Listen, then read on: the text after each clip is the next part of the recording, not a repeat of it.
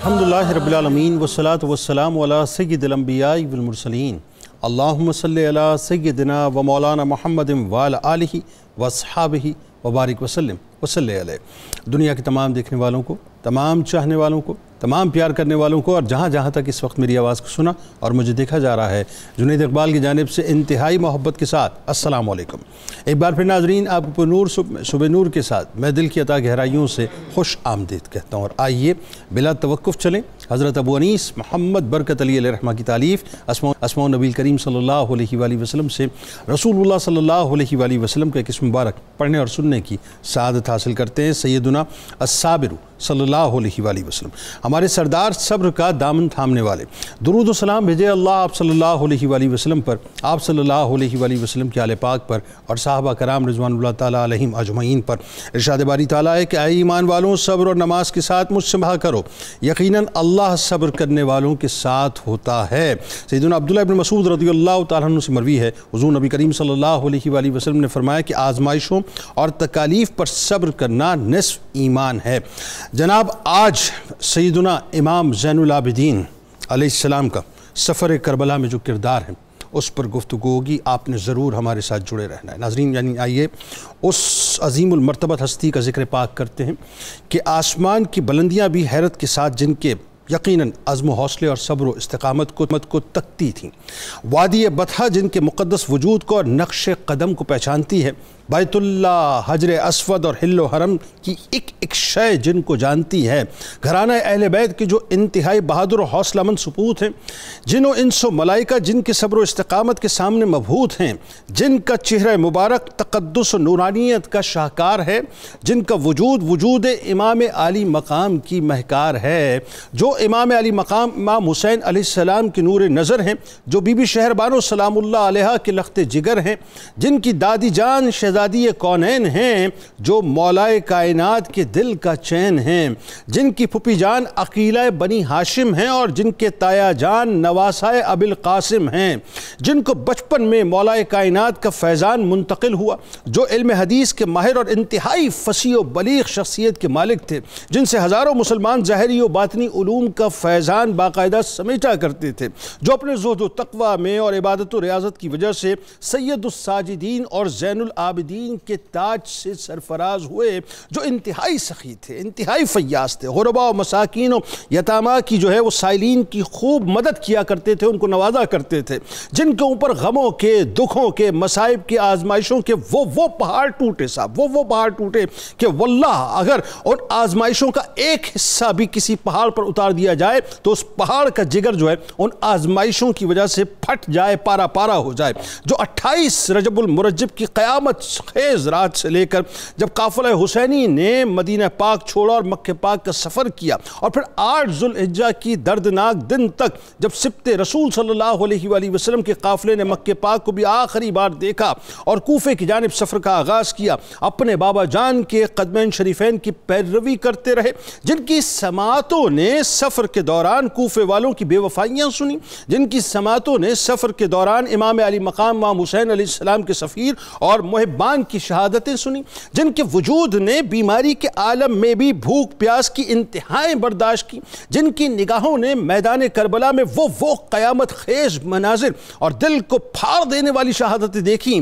کہ جن کا تصور کرنا یا جن کو بیان کرنا بیان کے بیان سے باہر ہے۔ ناظرین کرام، ایک کربلا تو وہ تھی جو میدان کربلا میں بپا ہو رہی تھی، جہاں اصحاب امام علی مقام پہلے اپنی وفاداریوں کو پیش کرتے ہوئے جام شہادت کو نوش کرتے رہے، پھر ایک اور کربلا تھی جو ہاشمی جوانوں کی صورت میں بپا ہوئی کہ ایک ایک کر کے سارے ہاشمی جوان شہید کیے گئے، پھر گھوڑوں کی ٹاپوں سے باقاعدہ روندے گئے، پھر ایک اور کربلا تھی جو سب سے آخر میں بپا ہوئی کہ جب بیمار کربلا کے بابا جان امام علی مقام امام حسین علیہ السلام کو شہید کیا گیا، جب ان کے سر اقدس کو تن اقدس سے جدا کیا گیا، جب اس مبارک جسم کو جو بوسہ گاہ مصطفیٰ صلی اللہ علیہ وآلہ وسلم ہے اسے گھوڑوں کی ٹاپوں سے باقاعدہ روندا گیا، یہ ساری کربلائیں امام سجاد امام زین العابدین علیہ السلام کے وجود پر یکے بعد دیگرے اترتی رہیں. یوں کہیے کہ کم و بیش 72 شہادتیں اگر میدان کربلا کے سینے پر تھیں تو 72 ہی کم و بیش شہادتیں امام زین العابدین علیہ السلام کے وجود اطہر پہ اتری تھیں. یہ مشیت الہی تھی ناظرین کہ مردوں میں سیدنا امام زین العابدین علیہ السلام جو ہیں شہادت کارزار سے زندہ بچ گئے. لیکن وہی بات ہے کہ سیدنا امام زین العابدین کو بھی اللہ نے محفوظ رکھا, سیدہ زینب سلام اللہ علیہا کو بھی اللہ تبارک و تعالیٰ نے جو محفوظ رکھا, اور یہ دونوں ہستیاں اہل حرم کے قافلہ سالار بنے. یعنی عالم یہ ہوئے کہ ہدایت کی شمع لے کر آگے بڑھے, اور باقاعدہ یوں کہیے کہ اللہ تبارک و تعالیٰ نے کربلا کے بعد کربلا کے نمائندے کے طور پہ اور کربلا کے عظیم ترین اسپوکس پرسن کے طور پہ اور قافلہ حسینی کے سالار کے طور پر آپ کو پیش کیا, اور رہتی دنیا تک ناظرین آپ استقامت کا, صبر کا ایک جیتا جاگتا نمونہ رہیں گے اور اس کا عظیم ترین پہاڑ رہیں گے. بس یوں کہیے کہ جس وقت زنجیروں میں جکڑے ہوئے آپ کوفے میں گئے تو آپ نے کوفے میں جا کر ان تمام یزیدیوں کو بے نقاب کیا, اور جس وقت آپ کو بے انتہا تشدد کر کے بے انتہا کرب و اذیت کے ساتھ جب دمشق میں لے جایا گیا تو اس وقت آپ نے جس انداز سے یزیدیت کو اور یزید کو ایکسپوز کیا اور اس کے چہرے سے جو نقاب اتارا ہے ناظرین, وہ رہتی دنیا تک ایک شاہکار ہے. آئیے آغاز کرتے ہیں. ہمارے ساتھ جو شخصیات موجود ہیں یقین تعارف کی محتاج نہیں. پہلی شخصیت ممتاز عالم دین ہیں, ہمارے بزرگ ہیں, انتہائی قابل احترام جناب پروفیسر محمد سعید احمد خان صاحب تشریف فرمائیں. دوسری شخصیت ممتاز اسکالر, انتہائی قابل احترام ہمارے بزرگ جناب ڈاکٹر شبیر احمد جامی صاحب تشریف فرمائیں. تیسری شخصیت ممتاز عالم دین, انتہائی قابل احترام مفتی خلیل احمد یوسفی صاحب ہمارے ساتھ تشریف فرمائیں. تینوں آپ کو السلام علیکم. اور آخر میں ملک ممتاز سناخہ جناب حافظ محمد سہیل نظر صاحب منقبت کا نذرانہ پیش فرمائیں گے. پروفیسر صاحب, ظاہر ہے یہ کربلا کا سانحہ ایک ایسا سانحہ ہے اور یہ ایک ایسی دردناک اور کربناک داستان ہے جس کا ایک ایک پہلو کرب سے, اذیت سے, درد سے, تکالیف سے بھرا ہوا ہے. آئیے بیمار کربلا امام زین العابدین علیہ السلام سب سے پہلے ان کی عظمتوں اور ان کی خاندانی رفتوں میں اپنا حصہ ڈالتے ہیں اور ان کے فضائل بیان کر کے اپنی زبان کو ترک کرتے ہیں بلکہ معطر کرتے ہیں اور پاکیزہ کرتے ہیں. بسم اللہ. بسم اللہ الرحمن الرحیم. اللہم صلی وسلم علی حبیبک المکرم وعلی آلہ المحترم. بہت شکریہ جنید اقبال صاحب, آپ نے جس درد مندی کے ساتھ واقعہ کربلا کا نقشہ کھینچتے ہوئے امام زین العابدین کی شخصیت کو اجاگر کیا, یقیناً ہمارے دیکھنے والے اپنے دلوں میں حب اہل بیت کے چراغ روشن کریں گے انشاءاللہ. جب اس خاندان مقدس کا, مطہر کا کوئی بھی نام ہماری زبان پر آتا ہے تو ہماری توجہ سب سے پہلے اس بات کی طرف جاتی ہے کہ خون خیر الرسل سے ہے جن کا خمیر, ان کی بے لوث طینت پہ لاکھوں سلام. سیدنا حضرت امام زین العابدین کے فضائل اور آپ کا خاندانی عظمت اور شرف کو بیان کرتے ہوئے جب ہم نگاہ ڈالتے ہیں کہ والد ہیں حسین, دادا ہیں علی, اور پھر آگے نسبت ہے محمد عربی صلی اللہ علیہ وسلم سے, فاطمۃ الزہرا نانی ہیں, ثانی زہرا بہن ہیں, حسن ثانی زہرا حضرت زینب جو ہیں وہ آپ کی یعنی پھوپھی ہیں, دادی ہیں آپ کی, حضرت حسن جو ہیں وہ چچا ہیں. اب یہ وہ مقدس رشتے ہیں کہ جن میں سیدنا حضرت امام زین العابدین اس انداز سے تشریف لاتے ہیں کہ اللہ رب العزت نے ان کی نسل میں امام باقر, امام جعفر, موسیٰ کاظم, علی رضا, کیا پاکیزہ لڑی ہے جو قیامت تک آنے والے مسلمانوں کو ان کی عظمت کی طرف توجہ دلاتی رہے گی. اور امام مہدی علیہ السلام جب تشریف لائیں گے وہاں تک یہی سلسلہ چلتا ہے. ان کی عظمتوں کو بیان کرتے ہوئے اگر میں امام جامی رحمۃ اللہ علیہ کے اس شعر کا سہارا لوں کہ وہ فرماتے ہیں کہ محمد جان کونین است جامی, محمد جان کونین است جامی, حسین ابن علی جان محمد. اللہ. اب حسین ابن علی جان محمد ہیں اور امام زین العابدین علیہ السلام جان حسین ہیں. اللہ. یعنی ان نسبتوں کو جب ہم دیکھتے ہیں کہ رسول اللہ صلی اللہ علیہ وسلم امام المرسلین صلی اللہ علیہ وسلم تک یہ سلسلہ جاتا ہے، اور اگر والدہ کی طرف سے دیکھیں تو امام العادلین نوشیروان تک پہنچتا ہے، ٹھیک، ادھر بھی یہ سلسلہ مقدس ہے اور اس طرف بھی یہ سلسلہ اتنی عظمتوں اور بلندیوں کو چھو رہا ہے۔ بلکہ اس مقام پر میں انتہائی ادب کے ساتھ یہ عرض کرنے کی کوشش کروں گا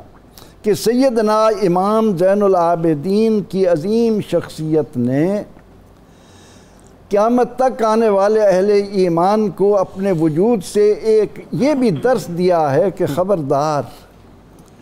صحابہ رضی اللہ عنہم بھی ان کے ساتھ نسبت رکھنے والے تھے، ان کے متعلق بھی ذہنوں میں تصور نہ لانا، کوئی بھی برا خیال تک اپنے قریب نہ آنے دینا۔ ایسا ہی، کیونکہ سیدنا فاروق اعظم رضی اللہ تعالی عنہ، ان کو یہ شرف حاصل ہو رہا ہے کہ ان کے عہد خلافت میں ان کی والدہ ماجدہ شہر بانو امام حسین رضی اللہ عنہ کو مل رہی ہیں، اور نبی اکرم رحمت عالم صلی اللہ علیہ وسلم کا یہ ارشاد کہ اتقوا من فراست المومن، مومن کی فراست کو سامنے رکھنا، فاروق اعظم رضی اللہ عنہ سادات کی اس عظمت کو اپنے ہاتھوں سے کس طرح پائیدار بنا رہے ہیں کہ حضرت امام حسین رضی اللہ عنہ کے لیے جب شہزادیوں کو تقسیم کرتے کرتے شہزادیاں سامنے آتی ہیں تو آپ روک دیتے ہیں، فرماتے ہیں کہ ہم شہزادی کل شہزادے کو دیں گے، اور صحابہ کرام رضوان اللہ علیہ مجمعین سوچتے ہیں کہ یہ قسمت کس کی بنتی ہے۔ اگلے دن آپ نے شہزادہ حسین رضی اللہ عنہ کو بلا کر شہر بانو ان کے حوالے کر کے قیامت تک لوگوں پر واضح کر دیا کہ لوگوں، فاروق اعظم رضی اللہ عنہ کے بارے میں زبان کھولنے سے پہلے یہ تصور کر لینا کہ سادات کی عظمت کو مد نظر رکھنا، یہ عظمت فاروق اعظم رضی اللہ تعالیٰ عنہ امام حسین رضی اللہ عنہ کو عطا کر رہے ہیں۔ مطلب یہاں ایک اور نقطہ بڑا کمال ہے، وہ یہ ہے کہ فاروق اعظم رضی اللہ تعالیٰ عنہ نے بنیادی طور پہ اپنی عقیدتوں کا پیمانہ رہتی دنیا تک سیٹ کر دیا کہ ہم سے بہتر کون جانتا ہے سعادت کی عظمت کے بارے میں۔ وہ تو ایک قرآن پاک نے رحماء بینہم کہہ کر فیصلہ ہی کر دیا ہے، لیکن میں اس موقع پر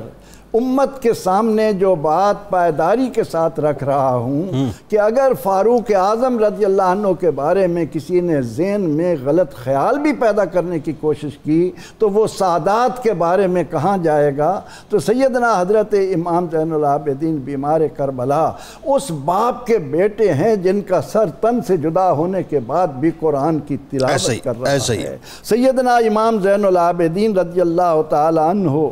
عبادتوں کی زینت ہیں، بندگی و بندہ پروری کی آبرو ہیں، دعا و مناجات کی جان ہیں،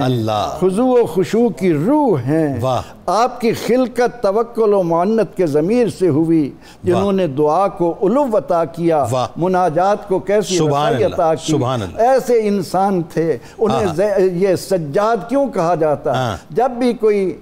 نیک کا اچھا کام ہوا سجدے میں، دو آدمیوں کے درمیان صلح کرائی سجدے میں،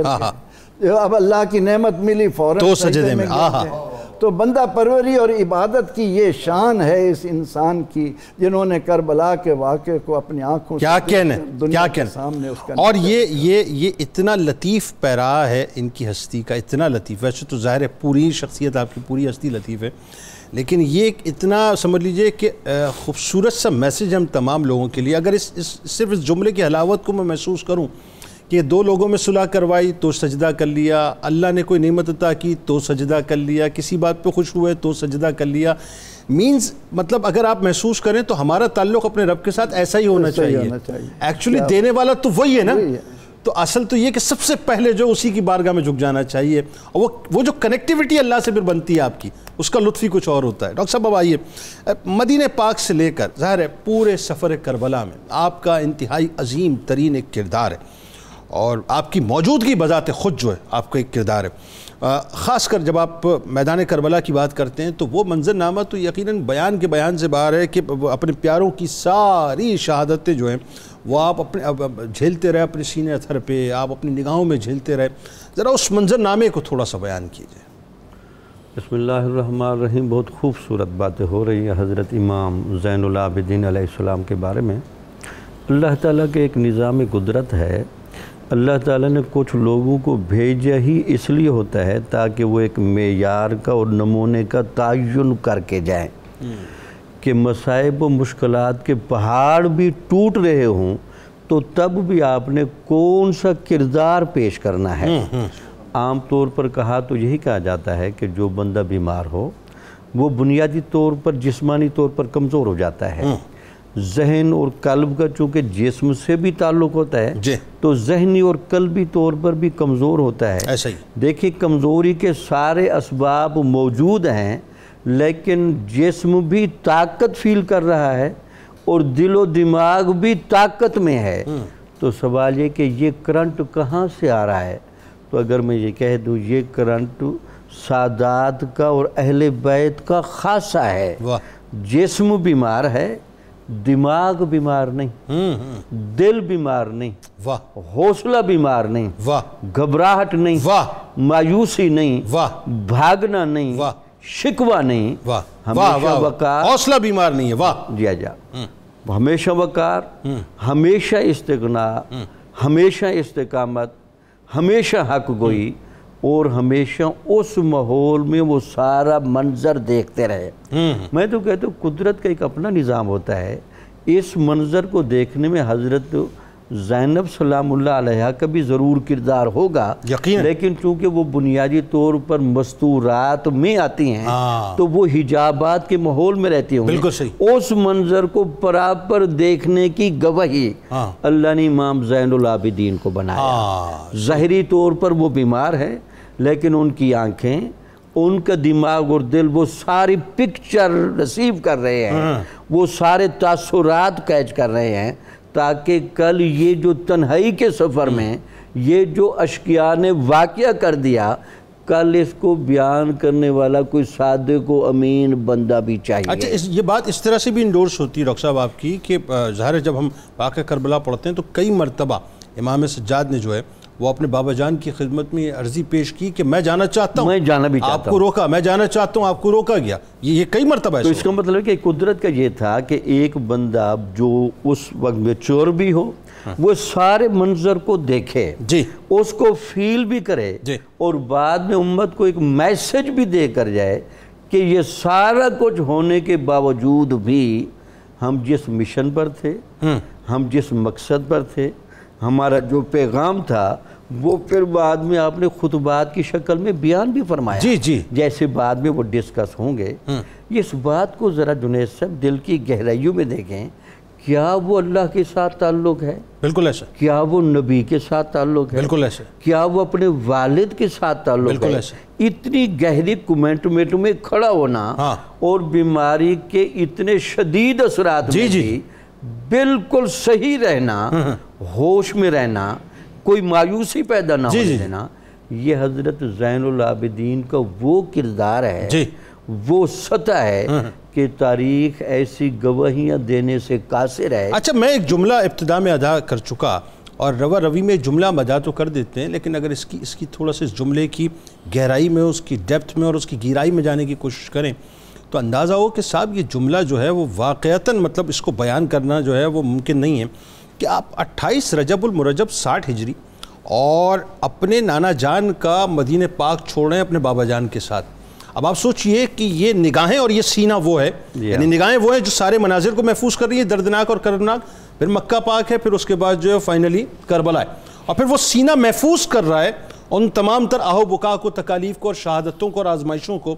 تو یہ کسی عام سینے کی بات نہ تھی. وہی بات ہے پہاڑ پہ بھی اگر یہ مصیبت نازل ہوتی ہے وہ ریزہ بالکل ہوتی. اور پھر آپ کو پتہ ہے کہ بعد میں امت میں جب اس واقعے کے حوالے سے کہ اضطراب پھیلا تو اس کی سب سے بڑی گواہی امام زین العابدین دیتے تھے. آپ نے جس انداز سے اس غم کو فیل کیا اور آپ کی صرف آنسو ہی بہتے رہے اور اس میں کوئی ایسی چیز شامل نہ ہوئی جو مایوسی کی طرف اشارہ کرے، جو گھبراہٹ کی طرف اشارہ کرے، بلکہ اس غم کی فیلنگ بتاتی تھی لوگوں کو جو اس موقع پر موجود نہیں تھے کہ یار وہاں جو کچھ بیتا ہے وہ امام زین العابدین کا سینہ ہے جو سہ گیا ہے۔ اور پھر آپ دیکھیں وہاں جس طرح کے واقعات پیش ہے، آپ نے اپنے بھائی علی اکبر کو بھی دیکھا ہوگا،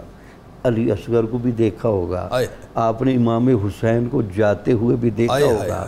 وہ پتہ نہیں آپ کو اللہ نے وہ کون سا حوصلہ دیا تھا، وہ شیب ابی طالب میں آزمائش برداشت کرنے کا وہ حضور کا فیض تھا، وہ ان کے سینے میں کتنا آیا ہوگا کہ وہاں تکالیف کی بھی انتہا ہے اور یہاں بھی تکالیف کی انتہا ہے، تو تب بھی آپ کے اندر وہی استقلال، تب بھی وہی باتیں، بلکہ ایک موقع پر حضرت امام حسین نے ان کو ذرا چیک بھی کیا، اور اس چیکنگ میں اس بات کو دیکھا گیا کہ ان کے اندر صبر کی کیفیت کتنی ہے،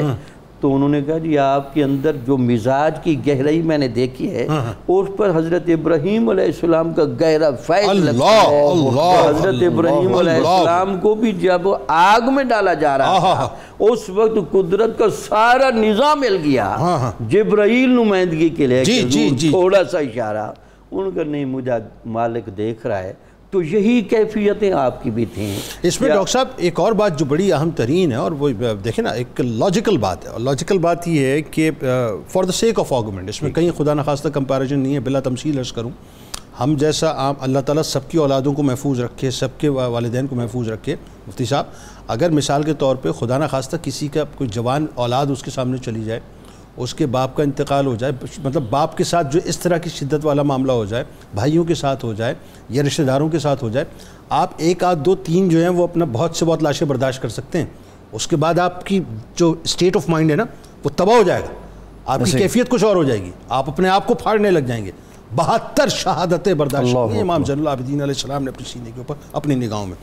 اب ذرا یہ بتائیے، یہ جو قیامت صغریٰ برپا ہو گئی، اب اس کے باوجود جو آپ علیہ السلام کی وہی بات جو آپ نے جملہ بہت صحیح استعمال کیا کہ وہ جو جذبہ ہے آپ کا، وہ جذبہ اپنی جگہ سلامت تھا، تو کوفے میں جو آپ نے حیدری رنگ کے اندر ایک خطبہ دیا ہے اور جو ایکسپوز کیا ہے، بتائیے ذرا۔ بسم اللہ والصلاۃ والسلام علی رسول اللہ۔ جنید بھائی آپ کی یہ بات بالکل صحیح ہے کہ کوئی ایک یا دو یا تین میتیں دیکھ لے تو اس کی کیفیت خراب ہو جاتی، ایسے مناظر دیکھے ہیں ہم نے، آپ گزرے ہیں ابھی اس معاملے سے، اسی لیے میں نے آپ سے سوال کیا کہ آپ کے جوان بھائی چلے گئے آپ کے سامنے سے، ایسے مناظر دیکھے ہیں ہم نے کہ لوگ اپنے جوان بیٹوں کی وفات پہ اللہ سے شکوہ کر بیٹھتے۔ اللہ اکبر، اللہ، کتنے صابر لوگ ہیں، اتنے سارے لاشیں ان کے سامنے ہیں اور ان کے اندر وہ حیدری رنگ۔ اس کے لیے میں اپنے ناظرین کو پہلے بتانا چاہتا ہوں کہ حیدری رنگ ہے کیا، تبھی تو ان کو یہ پتہ چلے گا کہ حضرت امام زین العابدین نے کیا کیا تھا۔ واہ واہ، کہ آپ جب بڑے دشمن کے مقابلے میں جاتے تھے نا تو اس کو کہتے تھے اپنا تعارف کرواؤ، اور وہ تعارف کرواتا تھا، کہتا تھا میں بہادر ہوں،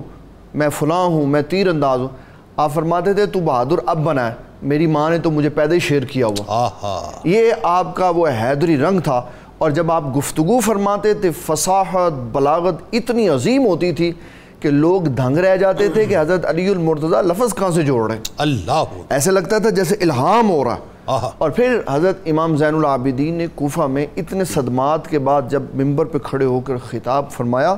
تو آپ نے جو باتیں ارشاد فرمائی وہ بڑی غور طلب تھی لوگوں کے لیے، جس کی وجہ سے ان کے غم اور دکھ میں اضافہ ہوا۔ حضرت امام زین العابدین نے اللہ تعالیٰ جل جلالہ کی حمد و ثنا کے بعد اور نبی صلی اللہ علیہ وسلم پر درود شریف پڑھنے کے بعد فرمایا، لوگوں تم جانتے ہو میں کون ہوں۔ یہ بات اس لیے فرمائی کہ اگر کوئی انجان بندہ بیٹھا ہوا ہے تو بات سننے سے پہلے تعارف ہو جائے کہ کون بات کر رہا ہے، مطلب وہ اٹینٹیو ہو جائے کہ کون گفتگو اب کرنے والا ہے۔ یہ انداز رب کائنات جل جلالہ کا ہے کہ اللہ تعالیٰ بھی بات فرمانے سے پہلے کہتا ہے اللہ خبردار غور سے سنو، بات بڑی اہم ہے۔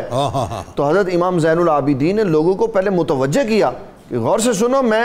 امام حسین کا بیٹا ہوں اور وہ حضرت علی المرتضیٰ کے بیٹے تھے، کہا تم وہ ظلم کر رہے ہو۔ قیامت والے دن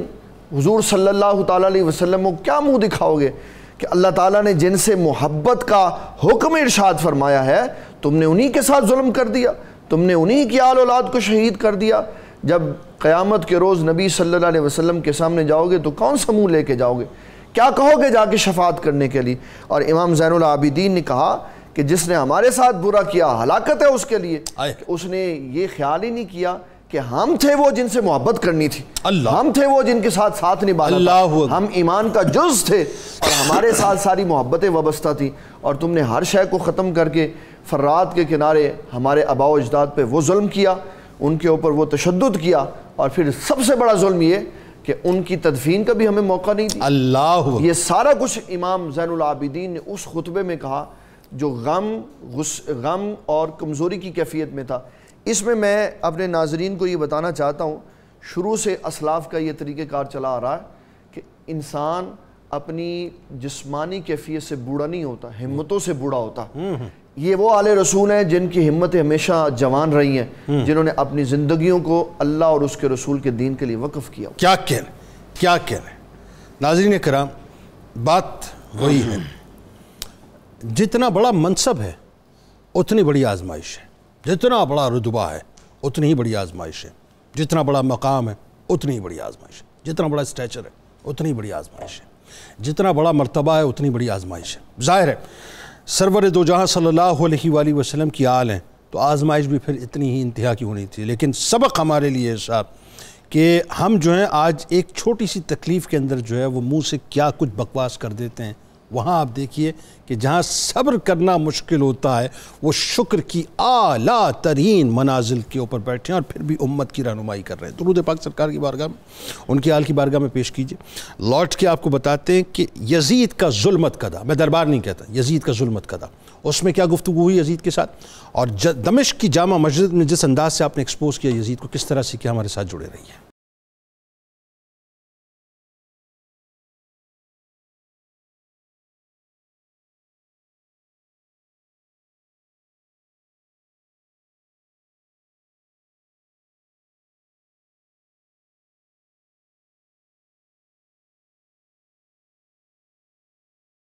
جناب ایک بار پھر میں آپ کو خوش آمدید کہتا ہوں امام الساجدین زین العابدین امام زین العابدین علیہ السلام کی بارگاہ میں، خاص طور پہ اس اعتبار سے ہدیہ عقیدت کہ کربلا کے میدان میں عبادت کربلا جو آپ کا کردار ہے، توجہ چاہیے آپ کی۔ ساجد چشتی صاحب لکھتے ہیں کہ حضرت سجاد نور عین شاہ کربلا، حضرت سجاد نور عین شاہ کربلا، حضرت سجاد پیارے صابرین کے پیشوا، حضرت سجاد اہل علم کے ہیں مقتدا، حضرت سجاد پر راضی ہوا پیارا خدا، وہ ہیں زین العابدین، وہ آدم سادات ہیں، ناشر اقوال احمد کوثر الخیرات ہیں، نسبت سرکار سے عظمت کے حامل آپ ہیں، فیض یاب مرتضیٰ آقا سے واصل آپ ہیں، رب کے سب احکام کے ہر لمحہ عامل آپ ہیں، صاحب فضل و شرف ہیں، ماہ کامل آپ ہیں، صبر و استقلال میں رتبہ نمایاں آپ کا، نام ہے تاریخ میں اب بھی نمایاں آپ کا، اللہ کی جس نے صدا مانی رضا سجاد ہیں، حضرت شبیر کا نور و ضیاء سجاد ہیں، ہر ستم جن پر روا رکھا گیا سجاد ہیں، دیکھو دیکھو دیکھو دیکھو سیدھا رستہ خلد کا سجاد ہیں، وہ شجر ہیں باثمر حیدر کے گلشن زار کا، شورا ہے سارے جہاں میں آپ کے کردار کا، ولی ابن حسین عالی نسب عالی صفات، ہو نہیں سکتی کسی سے آپ کے دردوں کی بات، امتحان ان کا کڑا تھا لمحہ لمحہ مشکلات، کربلا کے سانحے کے بعد بھی تھے سانحات، ساجد ان کے صبر کو ان کی سیادت کو سلام، ان کے زہد و تقوی کو ان کی عبادت کو سلام۔ آئیے جناب اب ذرا پروفیسر صاحب بتلائیے، یہ جو یزید کا ظلمت قضا، بھائی اس نام کو انڈورس کر دیجئے، یہ دربار شربار جو ہے نا نکالیے کتابوں سے، دربار تو بڑے اچھے لوگوں کا ہوتا ہے، تو یزید کے ظلمت قضے میں جو آپ کی گفتگو ہے، پھر آپ علیہ السلام نے جو خطبہ دیا ہے جامع مسجد دمشق میں، اس میں تو آپ نے نقاب اتار کے رکھ دیا ہے صاحب یزیدیت کا، بتائیے ذرا۔ جرأتوں کے اس شہنشاہ کو سلام کہ جنہوں نے دنیا چاہنے والے کو، دنیا کے حریص کو تاریخ میں اس قدر ننگا کر دیا ہے کہ قیامت تک آنے والا اس پر تھو تھو کرتا رہے گا۔ جنید اقبال صاحب، کس میں ہمت ہے کہ اس پس منظر کو یا اس منظر کو زبان پر لا سکے؟ یقیناً ایک آدمی یہ سمجھ رہا ہے کہ میں نے اپنی دنیا داری اور اپنی سلطنت کے لیے ان کو راستے سے ہٹا دیا ہے جو رسول اللہ صلی اللہ علیہ وسلم کے دین کو قیامت تک قائم کرنے والے ہیں۔ حقا کے بنا لا الہ الا حسین، یہ بات شک و شبہ سے بالا ہے۔ وہ ریڈ کارپٹ کے ساتھ بڑے پروٹوکول کے ساتھ لوگوں اور ملکوں کے سفیروں کو بلا کر یہ بتانا چاہتا تھا کہ آؤ دیکھو میں نے اپنی سلطنت میں اپنے باغی کو کس طرح سے معاذ اللہ ختم کر دیا۔ معاذ اللہ ثم معاذ اللہ۔ کیا جب کوئی کلمہ پڑھنے والا رسول اللہ کی محبت کو، ایمان کی حلاوت اور ایمان کی روح جاننے والا اس تصور کو سامنے لاتا ہے کہ ایک طرف یزید اپنے تخت پر بڑے کر و فر کے ساتھ بیٹھا ہو اور اس کے سامنے رسول اللہ صلی اللہ علیہ وسلم کی آل اور وہ شہزادیاں جن کے پلوں کو شاید جنات اور انسان تو کیا فرشتے بھی نہ دیکھ پائیں، یقیناً انہیں اتنی ذلت اور رسوائی کے ساتھ معاذ اللہ رسیوں میں باندھا ہوا، اس عالم میں امام زین العابدین اس کے ظلمت قدے میں بڑے انتہائی جرأت کے ساتھ پوچھتے ہیں کہ یزید یہ تو نے ہمارے ساتھ کیا کیا؟ وہ کہتا ہے نہیں میں نے نہیں کیا، میں نے نہیں حکم دیا تھا۔ کہا کہ اچھا پھر تم نے نہیں کیا تو قاتلوں کو ہمارے حوالے کرو۔ جب یزید نے پوچھا کہ اب آپ کیا چاہتے ہیں تو آپ نے فرمایا کہ میری 3 خواہشات ہیں۔ ایک تو یہ ہے کہ جنہوں نے یہ کوفہ میں کربلا قائم کی ہے ان قاتلین کو ہمارے حوالے کرو۔ ٹھیک ہے۔ دوسرا یہ کہ ہمیں مدینہ منورہ جانے دو۔ تیسرا یہ ہے کہ کل جمعہ کا دن ہے، دمشق میں جمعہ کے خطبے میں بھی مجھے بولنے کی اجازت دی۔ اب یزید نے قاتلان حسین کو تو آمادگی ظاہر نہیں کی کہ میں کروں گا، ظاہر ہے وہ باقی دونوں باتیں اس نے مان لی، خود ان کا جو لیڈر ہے۔ اور اس کے بعد جب اگلے دن جامع مسجد دمشق میں جمعہ کا وقت آیا، یزید کو کیا معلوم تھا کہ اس کو ذلتوں اور رسوائیوں کے کس بلندی پر یہ پہنچا دیں گے، مکمل ایکسپوز ہونے والا، کس قدر اس کو دنیا کے سامنے ننگا کر دیں گے۔ سب سے پہلے جب جامع مسجد دمشق میں اس نے اپنا پہلا خطیب اٹھایا اور اس نے یزید کی تعریف اور اس بات کو ظاہر کرنے کے بعد کہ جی دیکھیں جو بھی خلاف اٹھے گا، اور اہل بیت اطہار کے خلاف جو ایک انداز ہو چکا تھا وہ، لیکن اس کے بعد جب آپ کو اجازت دی گئی، لوگوں نے مطالبہ کیا کہ آپ انہیں بلائیں اور ان کو ممبر پر کھڑا کریں، اور اس کے بعد جب یہ شہزادہ کونین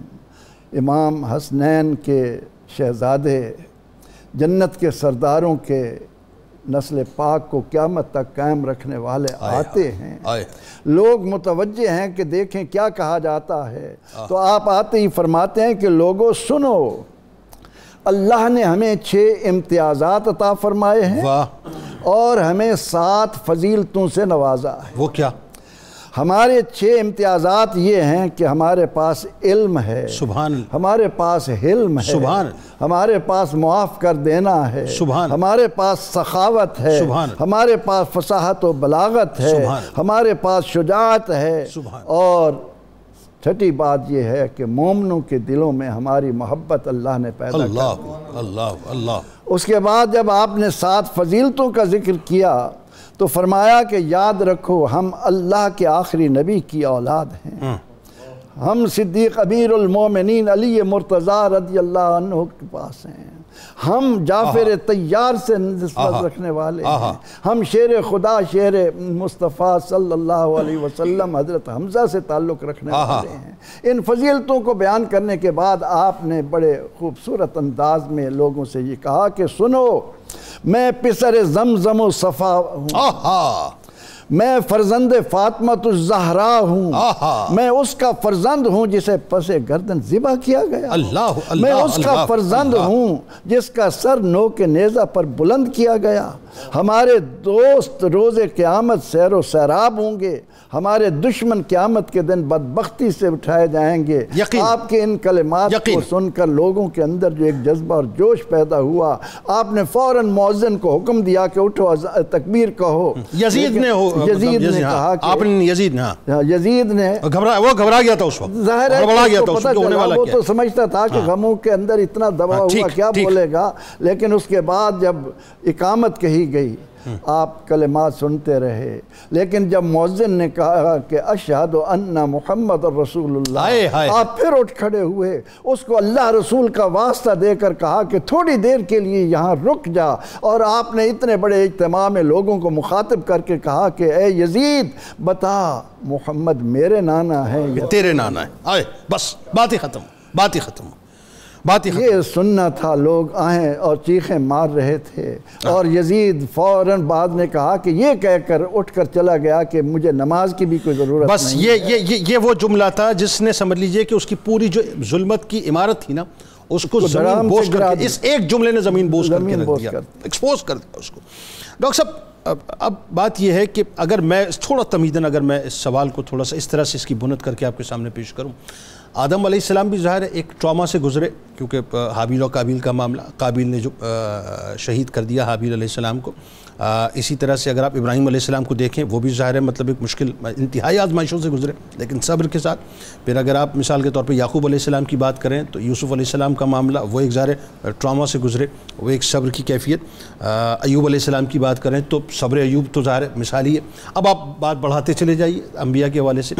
تو انبیاء کا ایک تسلسل ہے کہ جہاں پہ ہمیں صبر نظر آتا ہے، اور صبر جو ہے اپنی انتہاؤں پہ نظر آتا ہے۔ بیمار کربلا امام زین العابدین علیہ السلام جو ہیں وہ صبر و استقامت کے اس پیڈسٹل پہ کھڑے ہیں صاحب کہ جس کو مجھے لگتا ہے کہ شاید بیان کرنا بڑا مشکل ہے، کیونکہ آل رسول ہو کر آل رسول کو اپنے سامنے جو ہے وہ کٹتا ہوا دیکھنا یہ کوئی آسان کام نہ تھا، بتائیے ذرا۔ بسم اللہ الرحمن الرحیم۔ شروع میں نے جو جملہ گزارش کیا کہ یہ لوگ ایک نمونہ اور اسوہ دینے آتے ہیں،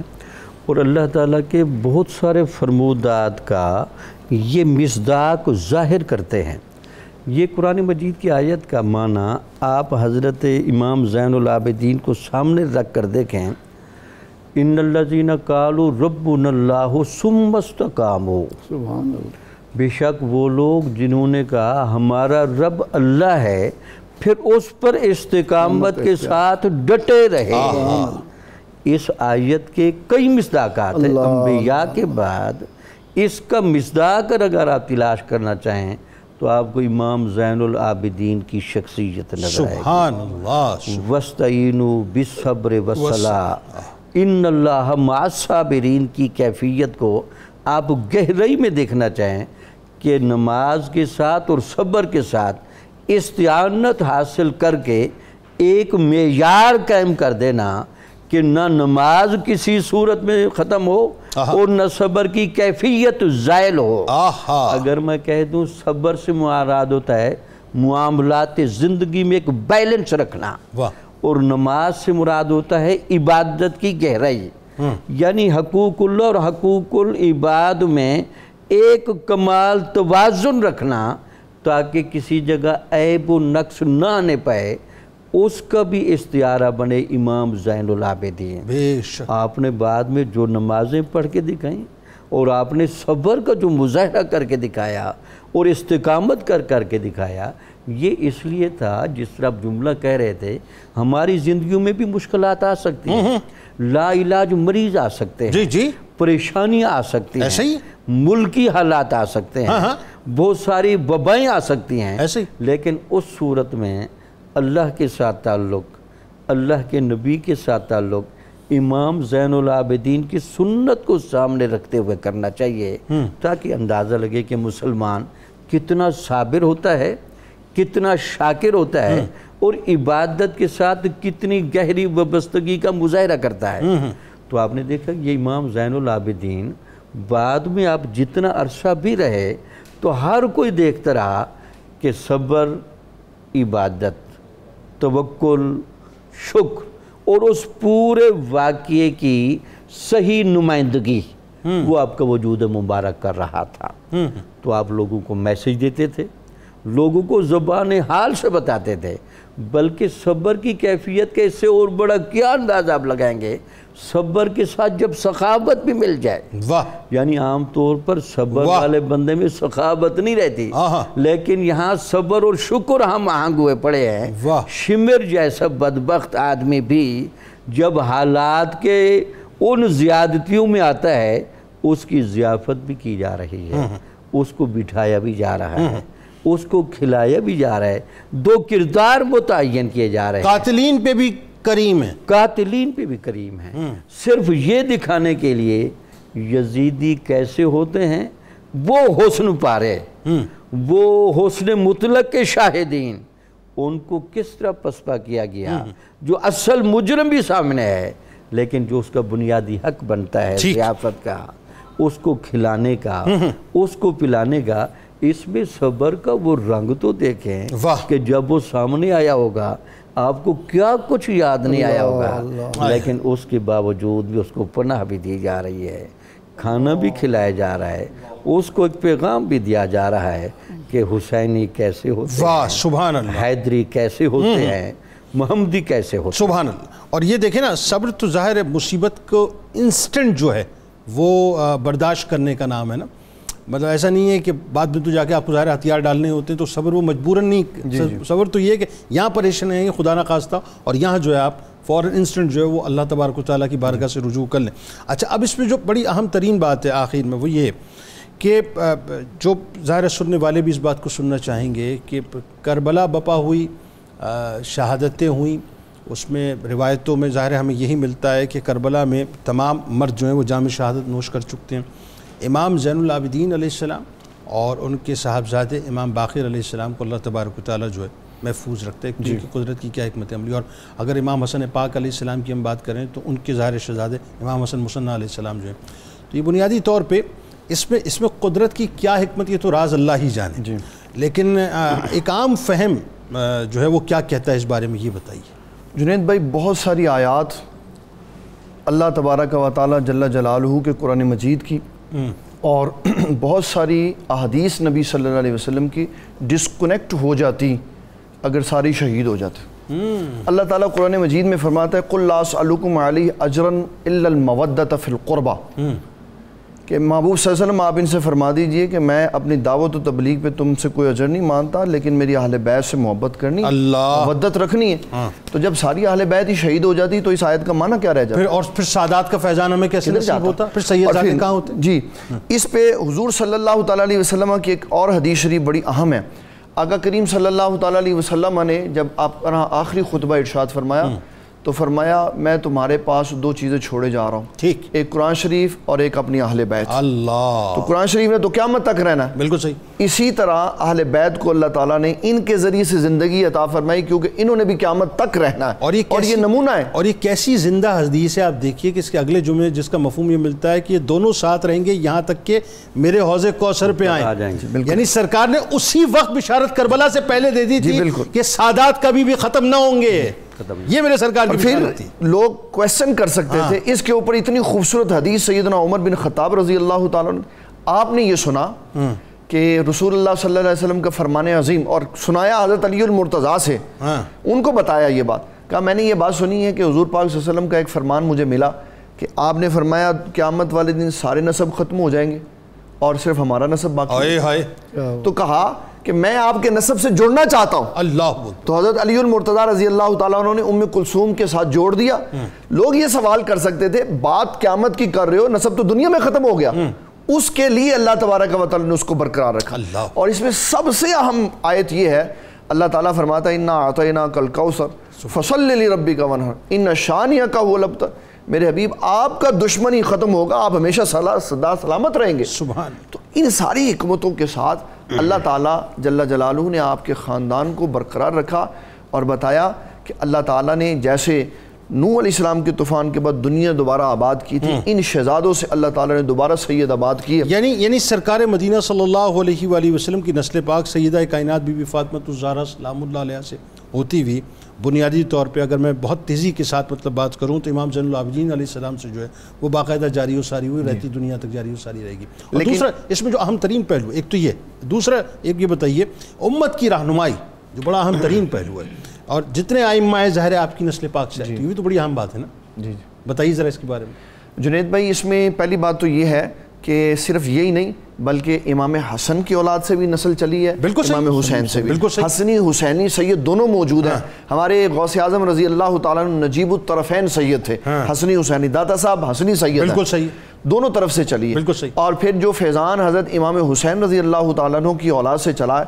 یہ وہ سید ہیں جو آقا کریم صلی اللہ علیہ وسلم کی بیٹی سے ہو کے آتے ہیں۔ اور کائنات میں یہ بھی لوگوں کو یاد رکھنا چاہیے کہ سید کہلائے گا ہی وہ جس کی والدہ سیدہ فاطمہ ہیں اور والد حضرت علی المرتضیٰ ہیں، اور جس کی پشت پہ نبی صلی اللہ علیہ وسلم آئیں گے وہ سید کہلائے گا۔ بالکل صحیح۔ جب لوگ پیچھے سے دائیں بائیں کریں گے تو پھر اس میں مسئلہ ٹھیک نہیں دے گا۔ غیر فاطمی جو ہیں وہ علوی ہیں، علوی ہیں، وہ علوی ہیں، وہ علوی ہیں۔ لیکن کمال یہ ہے کہ سیادت اور قیادت جو ہے وہ حضرت امام زین العابدین علیہ السلام کی اولادوں کو نصیب ہے۔ تمام ائمہ اہل بیت جو ہیں وہاں تشریف لائے۔ بہت شکریہ آپ تینوں احباب کا، آپ تشریف لائے۔ اللہ تبارک و تعالیٰ سے بس دعا ہے کہ کل بروز محشر بیمار کربلا امام زین العابدین علیہ السلام